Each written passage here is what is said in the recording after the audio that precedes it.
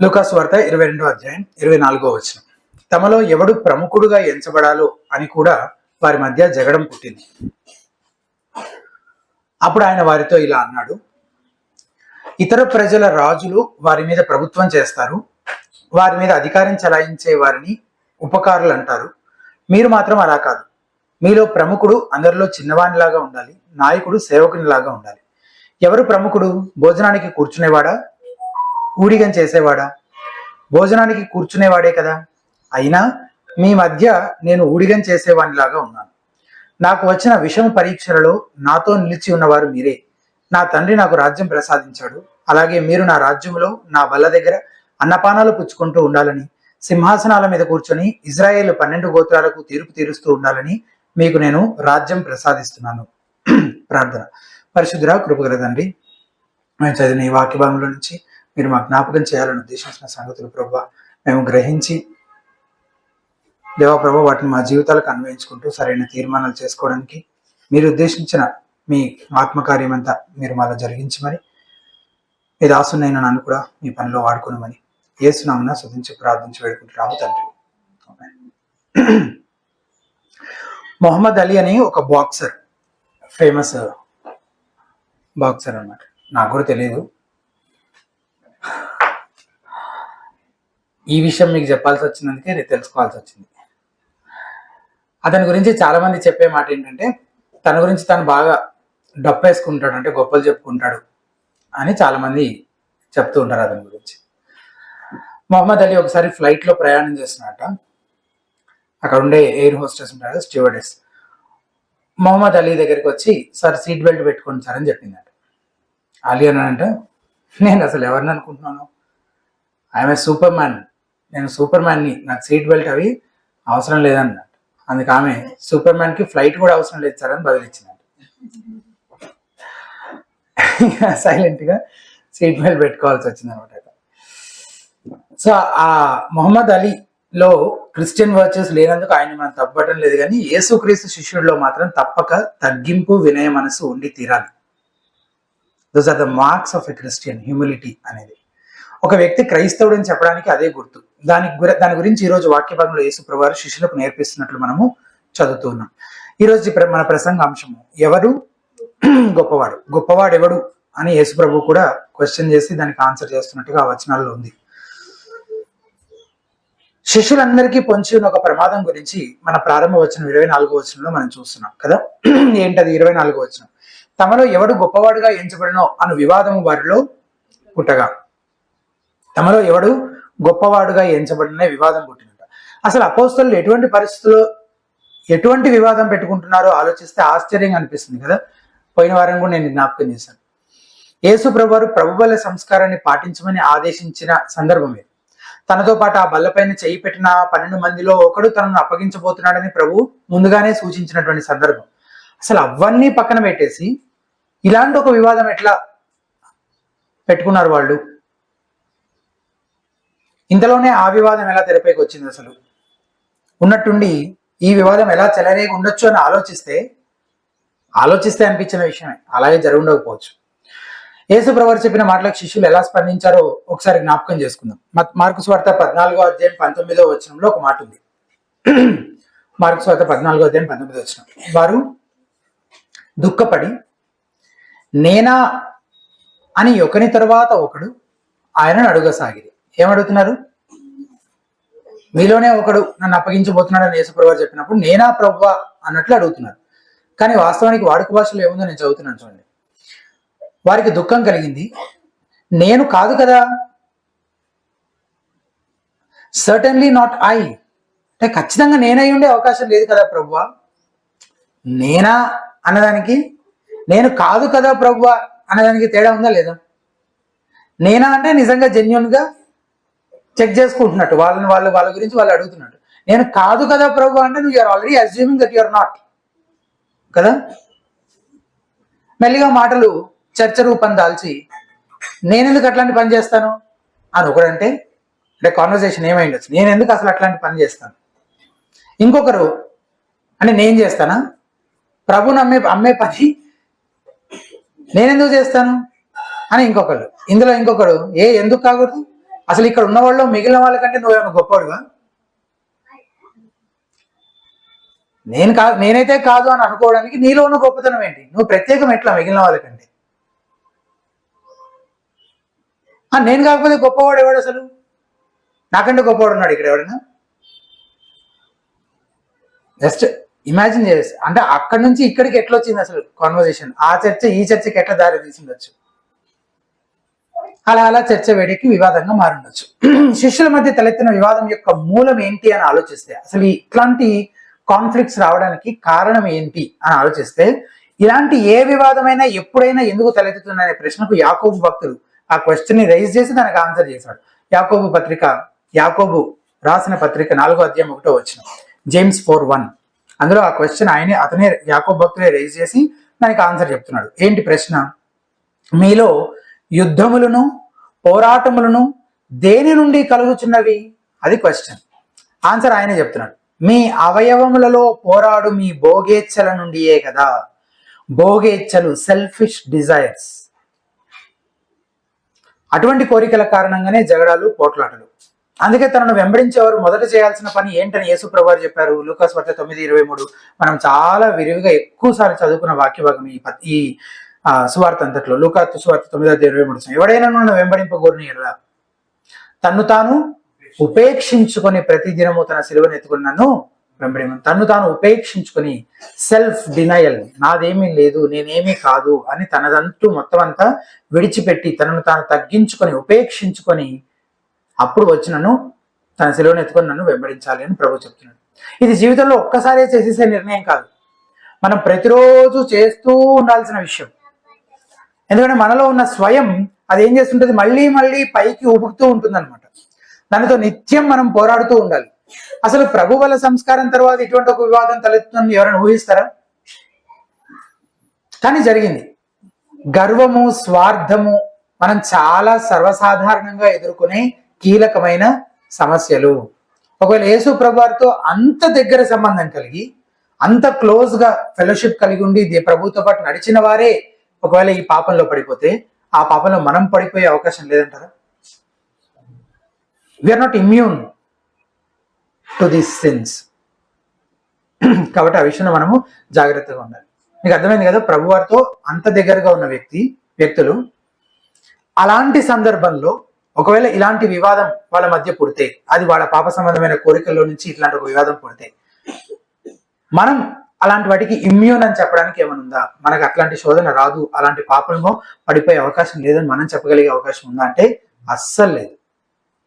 అపోస్తలులకే అది తప్పలేదంటే మనం కూడా పడిపోయే అవకాశం ఉంది. మనం కూడా జాగ్రత్తగా ఉండాలి. తర్వాత ఎవడు గొప్పవాడు అనేది వివాదం కదా. ఈ విషయం గురించి పోట్లాడుతున్నప్పుడు అపోస్తలులు సహజంగా మనుషులందరూ చేసే పనే చేస్తున్నారు. ఏంటది? ప్రధానత్వం కోసం పోరాడుతున్నారు. ఎవడు గొప్ప అంటే అక్కడ గొప్పవాడు ఒకడు ఉండాలి, మిగిలిన వాళ్ళందరూ వాడికంటే తక్కువ వాళ్ళై ఉండాలి. పోటీతత్వంతో ఒకరు మరొకరి కంటే గొప్ప అని వాదించుకుంటున్నారు. స్కూల్స్ లో పిల్లల మధ్య ఈ కాంపిటీషన్ ఉంటుంది కదా, బాగా చదివి తోటి వారి కంటే మంచి మార్కులు సాధించాలనే పోటీతత్వం. తర్వాత వ్యాపారంలో కూడా అంతే, కస్టమర్స్ ని తమ వైపు తిప్పుకోవడం కోసం తోటి వ్యాపారులతో పోరాటం జరుగుతుంటుంది కదా. మన బిజినెస్ బాగా జరగాలంటే ఏం జరగాలి? మిగిలిన వాళ్ళందరి దగ్గరికి వెళ్ళే కస్టమర్స్ మన దగ్గరికి రావాలి. ఆటల్లో కూడా, ఈ ఆటల్లో అయితే స్పోర్ట్స్ లో అయితే చెప్పనక్కర్లేదు, కప్పు గెలవాలంటే పోటీ పడాల్సిందే. అయితే ఈ పోటీతత్వం మన చుట్టూ ఉన్న ప్రపంచంలో అడుగడుగునా కనిపిస్తుంది, కానీ సంఘములో అలా ఉండకూడదు. ఇక్కడ ప్రేమతో పరిచర్య చేయడమే ఉండాలి, కానీ పోటీతత్వము ఉండకూడదు. We need to work at cooperation and to be careful not to compete.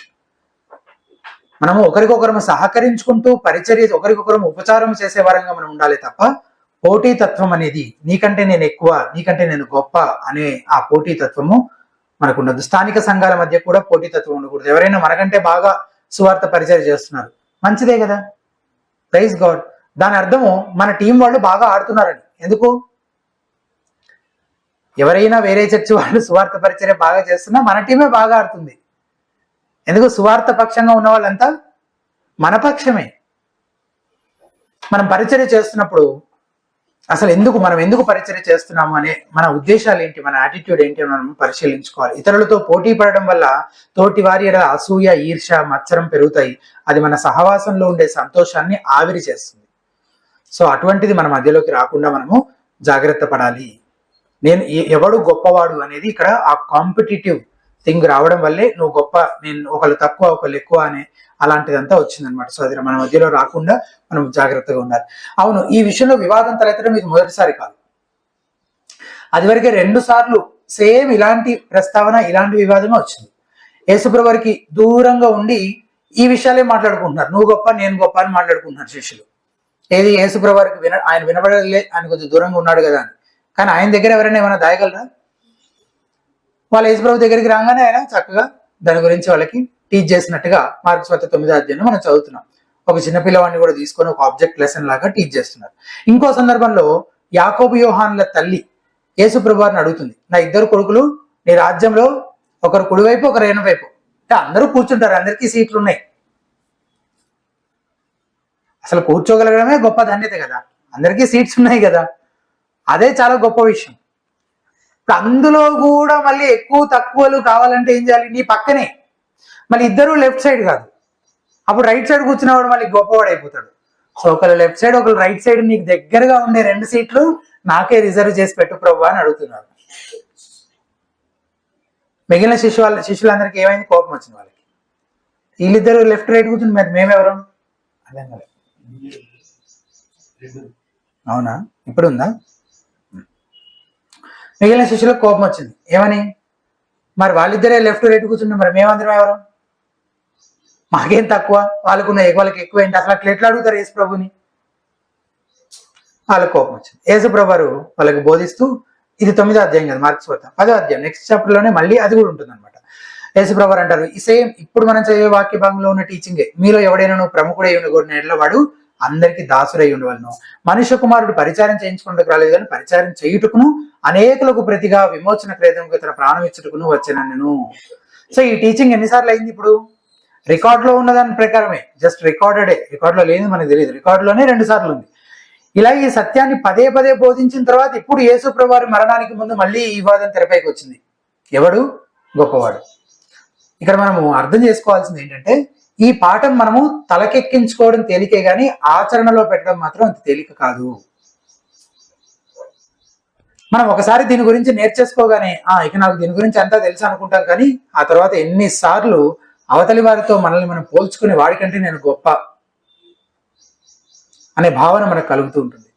గొప్ప అనేది చాలా విషయాలు, మన డబ్బుని బట్టి కావచ్చు, మనకున్న చదువు అర్హతల్ని బట్టి కావచ్చు, లేకపోతే మనకున్న ఆత్మీయంగా మనకున్న క్వాలిఫికేషన్స్ బట్టి కావచ్చు, మనం చేస్తున్న పరిచర్యని బట్టి కావచ్చు. అవతల వ్యక్తిని తక్కువగా చూడాలంటే బోల్డ్ కారణాలు. నేరుగా మాటల్లో ఎప్పుడూ అలా అనకపోయినా ఆలోచనల్లో మాత్రం ఇటువంటి భావన కలుగుతూ ఉంటుంది. కాబట్టి ఈ ప్రాథమిక పాఠాన్ని, ఈ ఫండమెంటల్ లెసన్ ని మనం ఏం చేయాలి? మళ్ళీ మళ్ళీ జ్ఞాపకం చేసుకోవడము అవసరము. మళ్ళీ మళ్ళీ శిష్యులకే చెప్పాల్సి వచ్చిందంటే మనం జ్ఞాపకం చేయబడటము, మనం జ్ఞాపకం చేసుకోవడం కూడా అవసరము. We all have to keep coming back to this fundamental lesson. రెండవ విషయము, లోకం యొక్క దృక్పథం ప్రకారం అధికారం మరియు హోదా కలిగిన వాడే గొప్పవాడు. ఇంతకీ ఎవడు గొప్పవాడు అనే ప్రశ్నకి లోకం యొక్క దృక్పథం ఎలా ఉంటుందో యేసుప్రభు వారు మొదట చెప్తున్నారు 25-26 వచనాల్లో.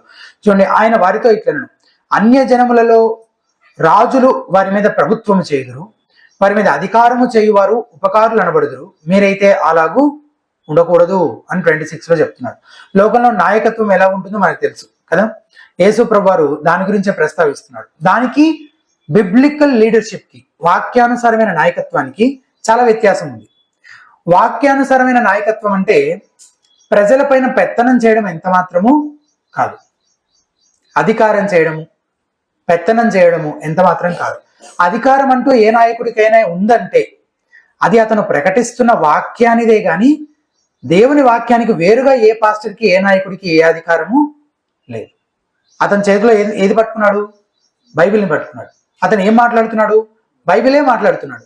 దానికే కట్టుబడి బోధిస్తున్నాడా? అవును. అప్పుడే ఆయన మాటకు లోబడాలి, కానీ దానికి వేరుగా అతను ఏమైనా చెప్తే లోబడాల్సిన అవసరం ఉందా? లేదు. అంటే ఏంటి అర్థము? దానికి వేరుగా అతనికంటూ ప్రత్యేకమైన అధికారం ఏది లేదు.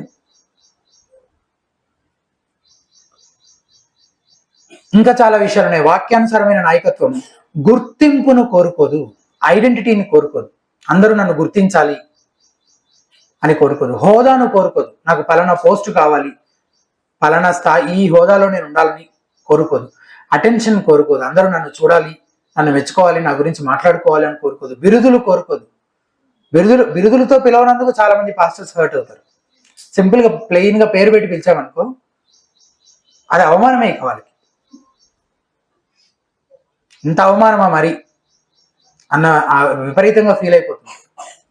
స్వలాభం కోసం ప్రజలను తమ అధికార స్థానాన్ని వాడుకోవాలని చూడాలి.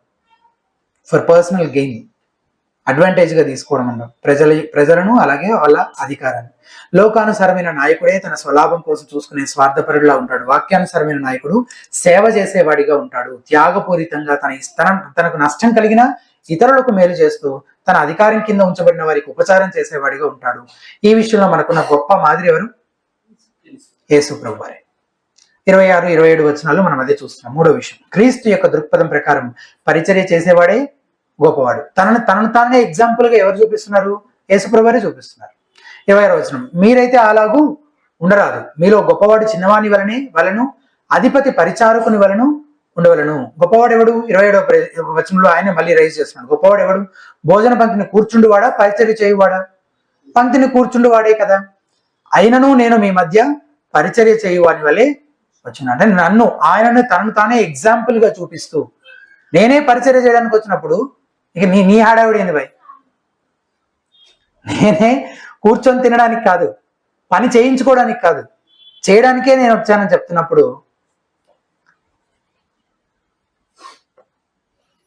యేసుప్రభు శిష్యుల పాదాలు కడిగిన సంగతి లూకాకు మరి తెలియదో ఏమో, రాయలేదు.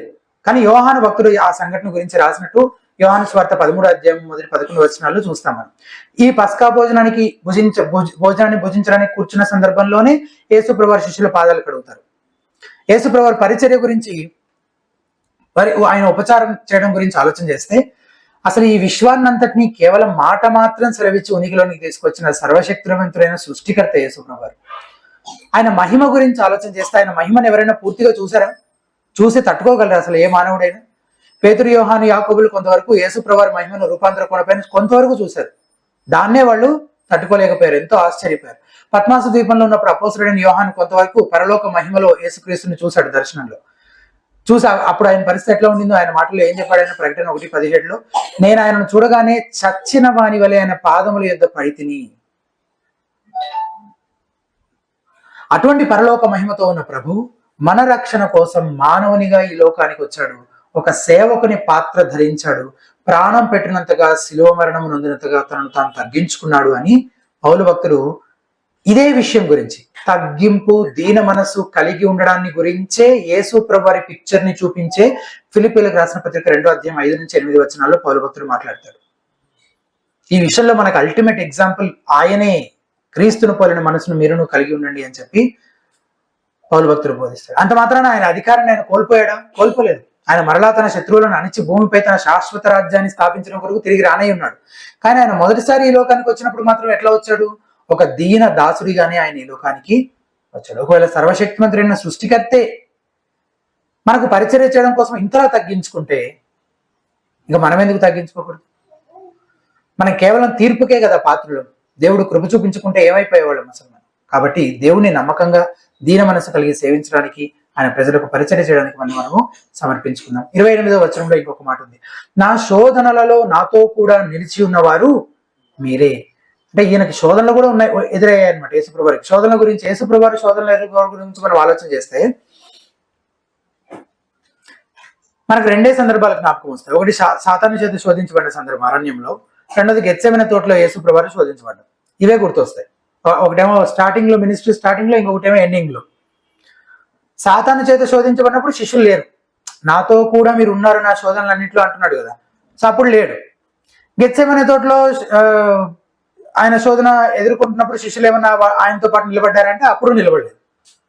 అంటే మనం అర్థం చేసుకోవాల్సింది ఏంటంటే, ఈ రెండు సంఘటనల మధ్య యేసు ప్రభు వారు ఆయన జీవితాంతం మట్టుకు, జీవితం మొత్తం, ఆయన పరిచర్య జీవితం అంతట్లో కూడా ఆయన శోధించబడుతూనే ఉన్నాడు. అసలు ఆయన ఎప్పుడూ శోధించబడలేదు, అంతా సవ్యంగా సాగిపోయింది ఆయన జీవితం అంతా అని అనుకోవడానికి లేదు. ఆ శోధించబడుతూ ఉన్న దాని అంతట్లో కూడా శిష్యులు ఆయన నాతో పాటు మీరు నిల్చున్నారు అని వాళ్ళని చెప్తున్నట్టుగా చూస్తున్నాం. అరణ్యంలో అపవాది వెళ్ళిపోయిన తర్వాత అక్కడ సందర్భంలో ఒక మాట ఉంది, 4వ అధ్యాయం 13వ వచనం లూకాసు వార్త. అపవాది ప్రతి శోధనను ముగించి కొంతకాలం ఆయనను విడిచిపోయాను అని మాత్రమే ఉంది. కానీ అక్కడ కొన్ని పదాలు మిస్ అయినాయి తెలుసా. వాడుక భాషలో చూస్తే అపనింద పిశాచం, అపవాదిని అపనింద పిశాచం అని ట్రాన్స్లేట్ చేశారు. ప్రతి విషమ పరీక్ష పెట్టడం ముగించి ఆయనను విడిచిపోయాను అని అక్కడ ఆ వాడుక భాషలో ఉంది కదా. మరో అవకాశం చిక్కే వరకు ఆయనను విడిచి వెళ్ళిపోయాడు.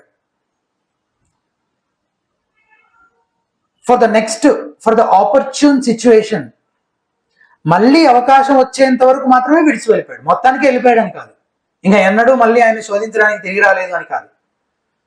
జస్ట్ నెక్స్ట్ ఆపర్చునిటీ వచ్చేంత వరకు ఆయనను విడిచి వెళ్ళిపోయాడు అనేది ఇంగ్లీష్ లో వాడుక భాషలో ఉంది, మన తర్జుమాలో మిస్ అయింది అన్నమాట. అంటే యేసు ప్రభు తన పరిచయ జీవితం అంతా ఎప్పుడు శోధించబడుతూనే ఉన్నాడు. ఆ శోధనలన్నింటిలో శిష్యులు ఆయనతో పాటు నిలబడ్డారు. యేసు ప్రభు వారు ఆయనలో పాప స్వభావం లేనప్పటికీ బాహ్యంగా ఆత్మల గొప్ప విరోధి అయిన అపవాది ఉన్నాడు కదా, వాడి నుంచి వచ్చే శోధనలు మాత్రం ఆయన ఎదిరించాల్సి వచ్చింది. ఆయన ఎదిరించాడు, పోరాడాడు. దేవుని ప్రణాళికలను తారుమారయ్యేలా యేసు ప్రభు వారిని వాడు దారి తప్పించాలని ప్రయత్నించాడు. కానీ యేసు ప్రభు వారు శోధనలన్నిటి నడుమ కూడా నమ్మకంగా తండ్రి ఉద్దేశానికి అనుగుణంగా మరణం నొందినంతగా పరిచర్య చేస్తూ వచ్చాడు. సో ఇది మనం ఇక్కడ గమనించాల్సిన మరొక విషయం. ఈ శోధనన్నింటిలో కూడా ఆయన పరిచర్య చేస్తూ వచ్చాడు, నమ్మకంగా పరిచర్య చేశాడు. ఈ రోజున చాలా మంది క్రైస్తవులు అంతా సవ్యంగా సౌకర్యంగా ఉన్నంత వరకే యేసుక్రీస్తును వెంబడిస్తారు, పరిచర్య చేస్తారు. ఏదైనా వ్యతిరేకత, విమర్శ, అవమానం ఎదురైతే ఏంటి పరిస్థితి? ఎవరైనా మనతో దురుసుగా ప్రవర్తిస్తే, మనతో కఠినంగా వ్యవహరిస్తే, మనల్ని తప్పుగా అర్థం చేసుకొని మన ఉద్దేశాలను శంకిస్తే, నిందలు వేస్తే, అప్పుడు కూడా నువ్వు నమ్మకంగా పరిచర్య చేయడం కొనసాగిస్తావా? లేక నేను ఇంత సేవ చేసినా, ఇంత ఉపచారం చేసినా తర్వాత నాకు దక్కేది ఈ అవమానమే, ఈ నిందలైతే నేను అసలు ఈ పని చేయను, నాకు ఇది అవసరమా అని వెళ్ళిపోతావా? శోధనల నడుమ నమ్మకంగా పరిచర్య చేసే విషయంలో యేసు ప్రభువారే మనకు గొప్ప మాదిరిగా కనబడుతూ ఉన్నారు. అది ఎప్పుడు మనం జ్ఞాపకం ఉంచుకోవాలి. అసలు పరిచర్య చేయడానికి ఉండాల్సిన ప్రేరణ, what should be our motivation? ఎందుకు మనం పరిచర్య చేయాలి? మన పరిచర్య చేయడానికి కారణం ఏమై ఉండాలి? దేని చేత ప్రేరేపించబడాలి మనం? అంటే యేసు ప్రభువారు శిష్యుల పాదాలు కడిగిన సందర్భంలో 13వ అధ్యాయం 1వ వచనంలో ఒక మాట ఉంది, తీసి చూడండి. యోహాను సువార్త 13వ అధ్యాయం 1వ వచనం.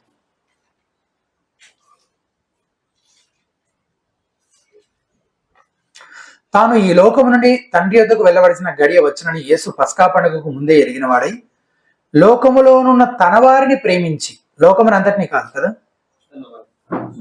దేవుడు లోకమును ఎంతో ప్రేమించను అంటే లోకం అంతటినీ ప్రేమించను తర్జుమా అని ట్రాన్స్లేట్ చేస్తారు, అర్థం చేసుకుంటారు చాలా మంది అట్లా. జాన్ 3:16 దేవుడు లోకమును ఎంతో ప్రేమించను, లోకం అంతటినీనా? ఇక్కడ చాలా స్పష్టంగా ఏముంది? లోకములోనున్న తన వారిని ప్రేమించి. అదే యోహాను సువార్త, అది 3వ అధ్యాయం, ఇది 13వ అధ్యాయం.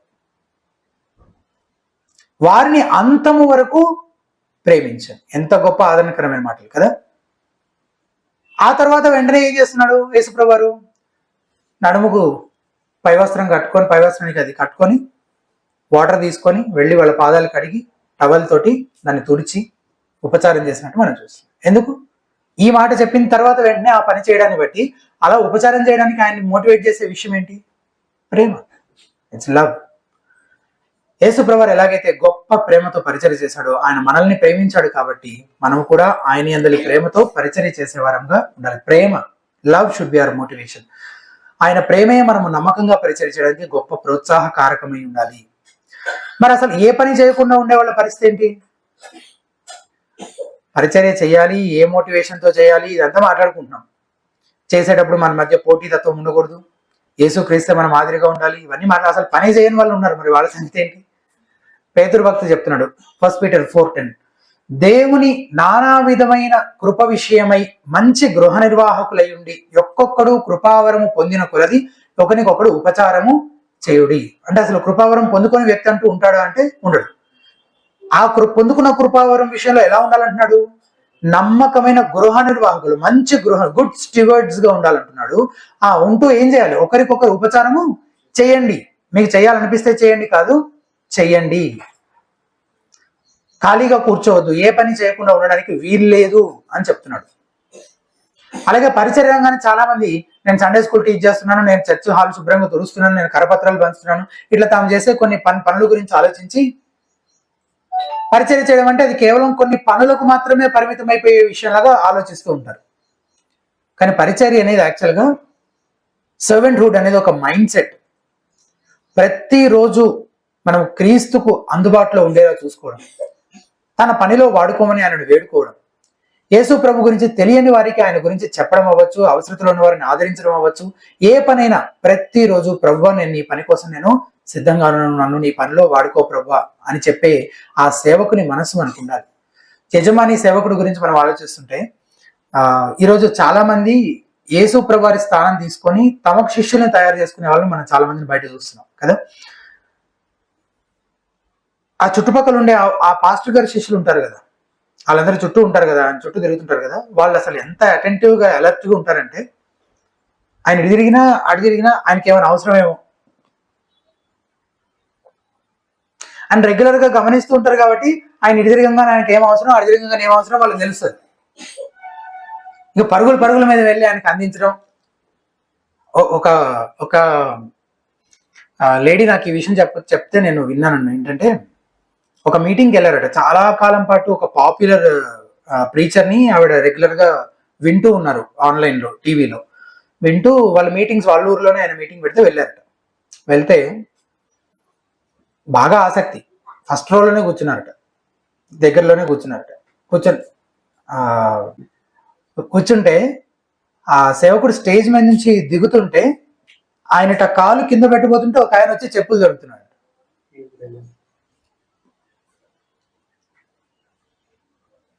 అలా యాక్చువల్గా అసలు మనం ఎవరికి పరిచయం చేయాలంటే యేసు ప్రభుకి. అలా ఎవరికి అందుబాటులో ఉండాలి? మన ప్రభుకి, యేసు ప్రభు వరకు మనం అందుబాటులో ఉండాలి. ఆయన శిష్యులం మనం కదా. ఆయన నాకు ఎక్కడ ఏ అవకాశం చూపిస్తున్నాడు, ఆయన అప్పగించిన పని నేను చేయడానికి ఎక్కడ నాకు అవకాశం కలుగుతుంది, ఆయన నన్ను ఏ పరిస్థితులకు మధ్య ఉంచుతున్నాడు, ఏ ప్రజలతో నన్ను మాట్లాడేలా చేస్తున్నాడు, నన్ను ఎలా నడిపిస్తున్నాడు, తన వాక్యం ద్వారా తన ఆత్మ ద్వారా ఎలా నడిపిస్తున్నాడని ఎప్పుడు వెయిట్ చేస్తూ మన ప్రభువు వైపు మనం చూస్తూ ఆయన వైపే మన దృష్టి ఉంచి ఆయన వాక్యము ఆయన మనసు ఏంటో ఆలోచిస్తూ దాన్ని అర్థం చేసుకుంటూ ఇలా మనం ఆయనకు శిష్యులుగా ఉండి ఆయన్ని వెంబడించాలి. కానీ చాలా దారుణమైన విషయం ఏంటంటే మనుషులు పాస్టర్లు తమకే శిష్యుల్ని తయారు చేసుకుంటున్నారు. అయితే మనం క్రీస్తుని అలా వెంబడించే వారంగా మనం ఉంటున్నామా? ఒకవేళ అలా లేకపోతే, మన జీవితాలు అలా లేకపోతే అప్పుడు మనం క్రీస్తు కోసం జీవించట్లేదు, మన కోసమే జీవిస్తున్నామని అనుకోవచ్చు. చివరిగా పరిచారకులైన శిష్యులు పొందుకునే బహుమానం ఏంటది? రాజ్య మహిమ, హెవెన్లీ గ్లోరీ, కింగ్డమ్ గ్లోరీ. 28, 29, 30 వచనాలు. నా శోధనలో నాతో కూడా నిలిచి ఉన్నవారు మీరే గనక నా తండ్రి నాకు రాజ్యమును నియమించినట్లుగా నా రాజ్యములో నా బల్ల యొద్ద అన్నపానములు పుచ్చుకొని సింహాసనముల మీద కూర్చుండి ఇజ్రాయేలు 12 గోత్రముల వారికి మీరు తీర్పు తీర్చుటకై నేనును మీకు రాజ్యమును నియమించుచున్నాను. ఈ తీర్పు తీర్చడం అనేది నిజంగా ఎట్లా జరుగుతుంది అని లిటరల్ కింగ్డమ్ వచ్చినప్పుడు అనేది తెలియదు, ఇంకా అక్కడికి వెళ్ళిన తర్వాత తెలుసుకోవాలి మనము. కానీ అది అధికారములో ఉండేటువంటి ఒక స్థాయికి వాళ్ళని హెచ్చిస్తున్నాడు ప్రభువు అని మాత్రం అర్థమవుతుంది. అలాగే ఆయన బల్ల యొద్ద కూర్చుని అన్నపానములు పుచ్చుకునేటువంటి ఆ గొప్ప భాగ్యాన్ని దేవుడు మనందరికీ అనుగ్రహించబోతున్నాడు. అసలు వి డోంట్ డిజర్వ్ ఇట్ కదా. దీనికి మనం అందరం యోగ్యులం కాదు, పాత్రలం కాదు, కేవలం ఆయన కృప మనము దీన్ని పొందుకోగలుగుతున్నామంటే. కానీ ఈ కృప పొందుకున్న వాళ్ళలో కనిపించే ఒక లక్షణం ఏంటంటే వాళ్ళు ఆయనకి పరిచర్య చేసేవారుగా, నమ్మకంగా ఉపచారం చేసేవారుగా ఉంటారు. శిష్యులకు యేసు ప్రభువు వాగ్దానం చేస్తున్నాడు కదా, వాళ్ళు ఆయన రాజ్యంలో ఆయనతో పాటు వాళ్ళ దగ్గర కూర్చొని అన్నపానాలు పుచ్చుకుంటారని, సింహాసనాల మీద కూర్చొని ఆయనతో పాటు పరిపాలన చేస్తారని. నిజమే, ఇంకొద్ది గంటల్లోనే శిష్యులు యేసు ప్రభువుని విడిచి పారిపోతారు ఎటాళ్ళకి. కానీ ఆ తర్వాత వీళ్ళే దేవుని రక్షణ సువార్తను, రాజ్య సువార్తను బోధిగంతముల వరకు విస్తరించడానికి సమర్పించుకొని చివరికి హతసాక్షులు అయిపోయేంతగా ఆయన పరిచర్యను జరిగించారు. ఆ విధంగా దీన మనసు కలిగి నమ్మకంగా పరిచర్య చేసేవారిని ప్రభువు ఘనపరుస్తాడు. బలా నమ్మకమైన మంచి దాసురాన్ని ఆయన అభినందిస్తాడు. ఇంకేమైనా కావాలా మనకు ఆయన దగ్గర నుంచి? ఇంకేం అక్కర్లేదు కదా. ప్రభు ఆ మాట అంటే దాన్ని మనం ఆ అప్రిషియేషన్ కూడా మనం సంపాదించుకుంటున్నామా? ఆయన ఇవ్వబోయే రివార్డ్స్ ని మనం సంపాదించుకుంటున్నామా? నథింగ్. మనదంటూ అసలు అక్కడ మనం దేనికైనా yes I deserve it, నేను కష్టపడ్డాను, నేను నమ్మకంగా ఉన్నాను, నేను ఫెయిత్ఫుల్ గా సర్వ్ చేశాను, so I deserve that reward అని చెప్పడానికి ఏం లేదు. ఆయన మనకు చేసిన దానికి కృతజ్ఞతతో మనం ఇదంతా చేస్తున్నాం అంతే. అంతా చేసిన తర్వాత నేను చేయవలసిందే నేను చేశానని యజమానుడు చెప్పాలి అని చెప్పి ఒక పారబుల్ మనం చూసాం లూకాసు వార్తలోనే. ఒక దాసుడు యజమానితో చెప్పాలి, నేను చేయవలసిందే చేశాను, అంతా చేసిన తర్వాత, చేయాల్సిందంతా చేసిన తర్వాత. సో కొత్తగా నన్ను ఇప్పుడు నాకు అప్రిషియేషన్ కూడా అక్కర్లేదు యాక్చువల్లీ. అయినా ఆయన ఏం చేస్తున్నాడు, అప్రిషియేట్ చేస్తున్నాడు, వాళ్ళకి తగిన స్థానంలో వాళ్ళని గణపరుస్తున్నట్టుగా మనం చూస్తున్నాం. నిజంగా అది చాలా ప్రోత్సాహకరమైన విషయంగా అనిపిస్తుంది. ఈ రోజున మనం నమ్మకంగా ఆయనని సేవిస్తున్నామా? ఒకవేళ అవును అనేదే మీ సమాధానం అయితే, నిత్యత్వంలో మన ప్రభుతో పాటు ఉండే ఆ గొప్ప భాగ్యం, ఆయన రాజ్యంలో ఆయన బల్ల యొద్ద కూర్చొని ఆయనతో పాటు సహవాసం చేసే ఆ గొప్ప భాగ్యం దేవుడు మనకు అనుగ్రహించిపోతున్నాడు. దాన్ని బట్టి మనము దేవుని స్తుతించాలి. ఆ ప్రోత్సాహకరమైన వాగ్దానాలన్నీ కూడా ఇంకా ఎక్కువగా ఆయనకు నమ్మకంగా మనము పరిచయం చేసేలా మనల్ని ప్రేరేపించాలి. యేసుప్రభు ఈ వాక్య భాగంలో గొప్పతనానికి ఒక కొత్త నిర్వచనం చెప్పారు కదా, a new definition for greatness. మోకరించే ప్రభువును మనం చూస్తున్నాం. ప్రభువులు ఎక్కడైనా మోకరిస్తారా? శిష్యుల పాదాలు కడిగి తువాలతో తుడిచే ప్రభువును మనం చూస్తున్నాం. అట్లా ఎవరైనా చేస్తారా అసలు? మనం మన పాపాల నిమిత్తం తనను తాను సిలువకు అప్పగించుకున్న దేవుని కుమారుని మనము చూస్తున్నాం. అంటే ఆ డెఫినేషన్, ట్రూ గ్రేట్నెస్ కి ఒక డెఫినేషన్ ఏంటో ఆయనే చెప్పి, ఆయనే జీవించి మనకు ఒక ఎగ్జాంపుల్ ని చూపించినట్లుగా కూడా మనము చూస్తున్నాం. మెక్సికోలో ఒక చర్చ్ బిల్డింగ్ డోర్ పైన ఇట్లా రాసిందట, సర్వెంట్స్ ఎంట్రన్స్ అని, సేవకుల ప్రవేశ ద్వారము, సర్వెంట్స్ ఎంట్రన్స్ అని ఉందంట డోర్ పైన, మెయిన్ డోర్ పైన. అయితే ఆ చర్చిలోకి ప్రవేశించడానికి అదొకటే డోర్ ఉందట, లోపలికి వెళ్ళడానికి బయటికి వెళ్ళి. అంటే నువ్వు సేవకుడు అయితేనే లోపలికి రావాలి. సంఘం విషయంలో ఆ మాట ఎంత నిజం కదా. యేసు ప్రభు దాసుల యొక్క సమాజమే సంఘము. యేసుక్రీస్తును పోలి తమను తాము తగ్గించుకొని దీన మనసు కలిగి నమ్మకంగా పరిచర్య చేసే సమాజముగా ఉండే కృప దేవుడు మనందరికీ అనుగ్రహించిన కాక. ప్రార్థన చేసుకుందాం. దయచేసి తనలో ఇంతవరకు మనం విన్న విషయాలన్నీ తలపోసుకుంటూ ప్రార్థనలో కొంత సమయం గడుపుదాము. శిష్యుల మధ్య అట్లాంటి వివాదం పుట్టడానికి గల కారణం స్వార్థము, గర్వము, ప్రధానత్వాన్ని కోరుకునేటువంటి మనసు. చాలాసార్లు పరిచర్య విషయంలో ఇటువంటి యాటిట్యూడ్ కలిగే మనం కూడా పరిచర్య చేసే అవకాశం ఉంది. అటెన్షన్ కోసమో, ఇతరుల కంటే గొప్పవారం అనిపించుకోవడం కోసమో, పేరు కోసమో, హోదా కోసమో మనల్ని పరిచర్య చేయడానికి ప్రేరేపించే కారణం కేవలము ప్రేమే అయి ఉండాలి. క్రీస్తు ప్రేమ మనలో ఉంది కాబట్టి ఆయన ఎడల కృతజ్ఞత కలిగి ఆయన మహిమపరచడం కోసం, మన ప్రభువును ప్రీతిపరచడం కోసమే మనం పరిచర్య చేసే వారంగా ఉంటున్నామా అని పరిశీలించుకుందాం.